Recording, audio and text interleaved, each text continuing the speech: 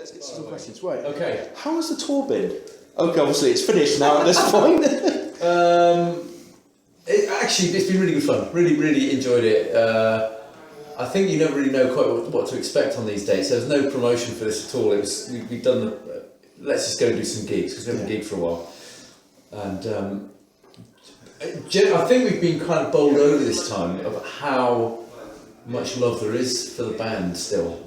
Not just from diehard fans who totally love us, but that has become even more apparent. But from people who come down for the first time because their mates are into us and gone, bloody hell, you guys are amazing. Now that was really an eye opener to sort of then hear that they love the songs and the songs don't sound 30 years old, they're sounding fresh and vibey, and that is really nice. And to hear people's stories about what we meant to them 25 years ago when they were sitting O-levels. Oh, you got me through my summer when I was 15, and really touching. So on a personal level, really enjoyable to hook up and meet people, which we never did back in the day. You take it sort of for granted when there's a big machine taking over, but now it's just us going out for the enjoyment of playing, and we're enjoying being a band just for that pleasure alone, and that's really kind of a massive step that we just we could do this. Let's just carry on doing this. It's great to see you out. Yeah, thanks, mate. No, so really, in answer to that question, the short answer, loved every second of it.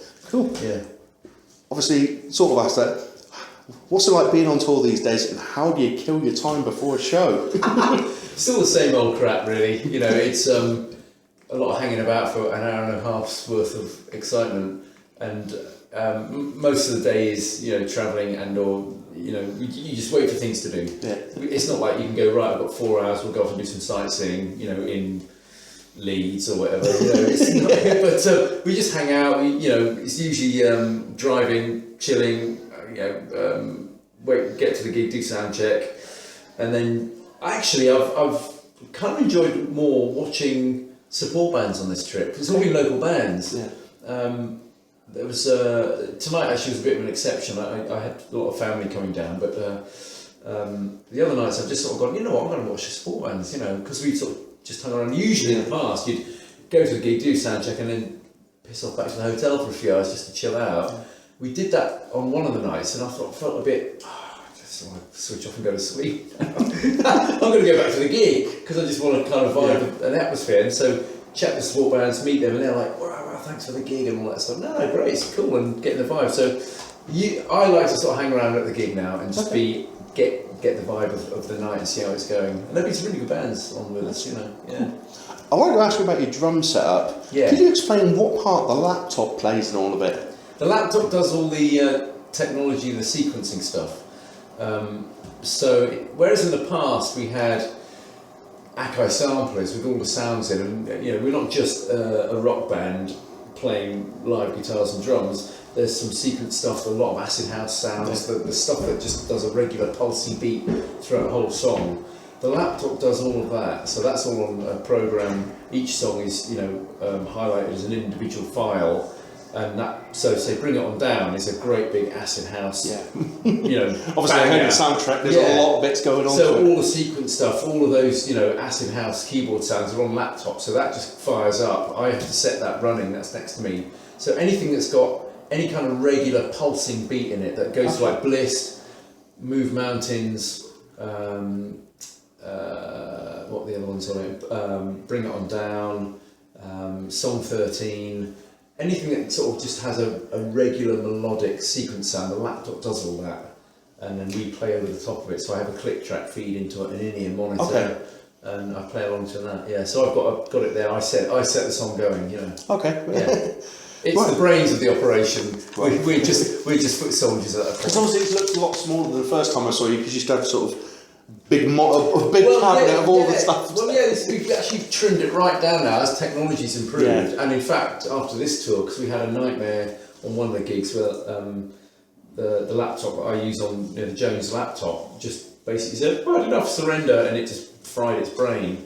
So the laptop that we've been using for this last few gigs is Mike's personal one, but he had a backup file on it of everything. We just couldn't even access the old one. Oh, okay. So we're now going to trim it down again. We've worked out a way to make it even more bulletproof, be running off iPads. Okay. Unbelievable. And so from what we had, like you said before, a rack that was 5 foot high, weighed about half a ton with 3 samplers, a cooling fan and a backup battery, powering 3 dummy keyboards, a sequencer, because that was the technology of 20 years ago. Now you can do it off an iPad. I know, it's ridiculous. With 4 cables into a couple of DI boxes. Fucking hell, we'll have some of that. Right, do you feel your return to the band has acted as a catalyst for increased touring activity? Easy answer. Well, there is no one. I don't know. I think it's given us a new lease of life. I didn't anticipate it, but it's been better than I thought it would be, and everyone's definitely vibing it. Just because we're the gang back together. Yeah. And that's no disrespect to Tony at all. No. And I saw the band with Tony quite a few times, and the last time I saw the band with Tony, I was just like, wow, that was a really, really good gig. Chatted to Tony afterwards, like, nice one, dude. Safe hands there. It's all cool. 2 days later, I get a phone call. Tony's decided to call it a day. Very odd situation. No one knew it was coming, and he just sort of, I've done all I can do with this. I don't want to. Well, no animosity. He was at the first show in London on this tour, dancing around like a nutter at the front, So it just he'd done all he felt he could do with it, I think, and it just stars aligned, felt right. Come back. Ian asked me. It was a bit weird, but okay, let's give it a go. And as soon as you jump back in, it's like, this feels right, and it was. So I think it has sort of got us all motivated again. And after this tour, which has been really, really good fun, there is a vibe. Mike's hungry again, which he hasn't been for a long time. He's writing again, and he wants to write. Whereas it got to that point where he just did, it was an effort. He wasn't vibing it. He's liking being on stage. And everyone's really wanting to do some more stuff and just see, okay, we're not going to ever do this full time. We can't now, but there is a desire to actually do some new material, and let's just try and elevate it a bit and see if we can just do something and show that actually we're still a pretty good band, and we still want to play some shows and vibe people up and have some fun. That's great. So yes, I think there is. Yeah, I think yes. I've been brilliant. It's been great. It's great having me back. As an outsider, I spoke to Jerry about a few minutes ago, and I said that it appeared to me as an outsider that you coming back had been a catalyst for increased touring. Wow! Because of the fact of you've done the Doubt tour, and then all of a sudden within a year you're back on tour again, whereas it had just been 1 or 2 sporadic gigs over a couple of years here and there, and it's all like suddenly like, wow, things are going again. Mike's writing material. It's like, okay, it's never going to be like the 90s again. No. It's never going to be that level again. But it's, things are suddenly happening where you're sort of like, it's not a reunion show anymore. You can see sort of something like, it's coming to a second stage. Yeah, I think there is. And there's, like you said, there's a sort of interest to sort of explore where it might be able to go within the confines of our individual set lives and marriages and jobs and all that stuff. And because there's no record company influence, we can decide how little we can do, and everyone is definitely interested in doing more than we have been for the past few years. That's great to hear. Yeah, so we want to, Okay, in the past you sold massive amounts of records. Yes. What was it like to receive a gold record for Doubt? A bit surreal, actually. Yeah, it's sort of one of those things you don't ever think you'll ever do, and you sort of gold. I can't remember even what gold was worth. How many? 300,000, I think, or was that platinum? 100,000 is gold. 100,000 is gold. 100,000 in the UK, but we got Doubt went platinum in America, which was $1 million. Yeah. But to get those discs, in fact, I think we probably owed some. But we never chased up. But I remember there was a presentation we did after a gig in London at the Forum, and EMI all came down. They presented us with these gold discs, and it's like, wow, I've got them on my wall at home. It was very cool. I mean, people comment on it. Oh, yeah, it's sort of I don't know what I've seen. Ian was bidding on one on eBay actually. Someone made out, not to one of the band members, but like someone in the industry. Yeah. Ian bid on it, and then a mate, Jerry's brother, bid on it as well. Nice to meet you. Very easy. I was going to make a move in there. Yeah, cool, man. Oh, sorry, who are you interviewing? That's okay.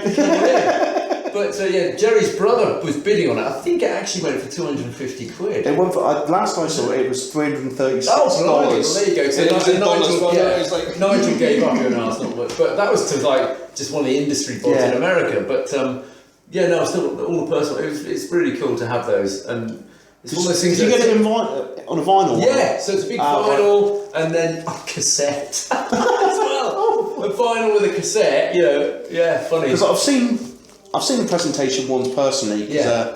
I've been to the Levelers home studio, and I've seen all the ones they've got there for platinum discs and things like that. Just sat there looking at it, it's sort of like, wow, 300,000 of one copy of an album in this country, and you just I've seen loads of them in there. So obviously, Well, that was back in the day when you sold records. It doesn't happen anymore. No, it's absolutely so not. different. But it's all streaming and downloading. But so to actually, you get that acknowledgement for physical sales is quite something. Yeah, and it's actually my mum took the best one. My mum's got the best one, the platinum American one. $1 million sales. It's like what? Your mum said, I want that in my room. So she got that on the wall. And all her friends come around and say, "He's my son." Great. In the future, would you prefer to see the band release albums or more frequent EPs? I don't know actually. I think the fact that we're talking about doing an album at all is news for us anyway. I really don't know. I'd like to do albums. I think albums are more meaningful. Although I get the fact that people sort of desire to hear stuff. They want to sort of hear more and more. I don't know. Yeah, a difficult question that. I'll go with albums. Your bags are still in there. Yes. So finish your thing, and here's Jones' coat. Yeah. See you downstairs. All right, mate. Cool. Right, last question. Yes. In your time with the band, what has been your best moment? What? As in ever? Ever in band? Since all the old stuff on new stuff, just oh my god. Best moment.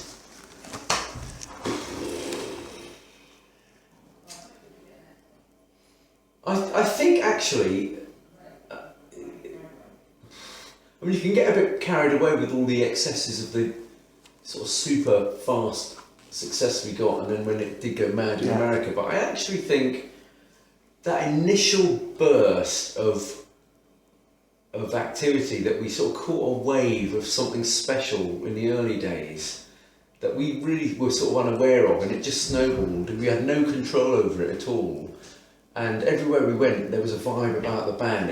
Before things went funny with the British music press, where we were really like, wow, this band, wow, this band, wow, this band. And it was something, even like we were a lot younger then, you sort of were aware that there was something pretty special. I think though that period of sort of 89 into 90 was really exciting, because it was everything that you think a band can be.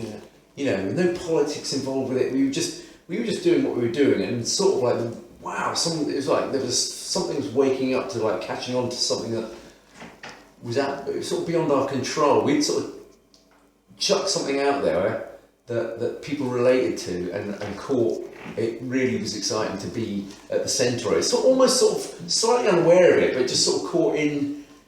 It just felt really comfortable, but really exciting. And then to do those gigs where you'd sort of, for the first time, having been in a band trying to get the break, to then you'd go to your gig and you'd sort of pass by there and see a queue around the block of people wanting to see you. It's just like, bloody hell, that's for us. Really exciting times. I think that I can't pin anything down. Yes, you can sort of, there's flash sort of moments where I've got in my brain of certain gigs, like playing at Wembley Stadium, just because it was so mental. Yeah. And doing the first Reading Festival, I've got little snapshots of that, us backstage absolutely shitting ourselves, looking across, and there's Mick Jagger stood backstage like going, oh my fucking god, things like that. I've got these little like photo memory sort of shots in my mind, and then winning a Grammy, being nominated for a Grammy, we didn't win it, and then doing shows around that time in America where it just went, suddenly the whole tour got rescheduled, and we went from playing theatre gigs to playing 10,000 arena sort of places in that tour. You know, the tour had to get rebooked, and then getting people like Madonna wanting to be on the guest list. It was nuts. You know, like, that was when it just sort of like, what is going on? You know, and just awesome days. But I think in general, like that first kind of taste of it when you haven't had it before, and everyone is sort of fawning over you in a way. Industry go, wow, this way. It was really exciting. Yeah. Cool. Well, thank you very much for Hey mate, no taking problem at all, man. Ace.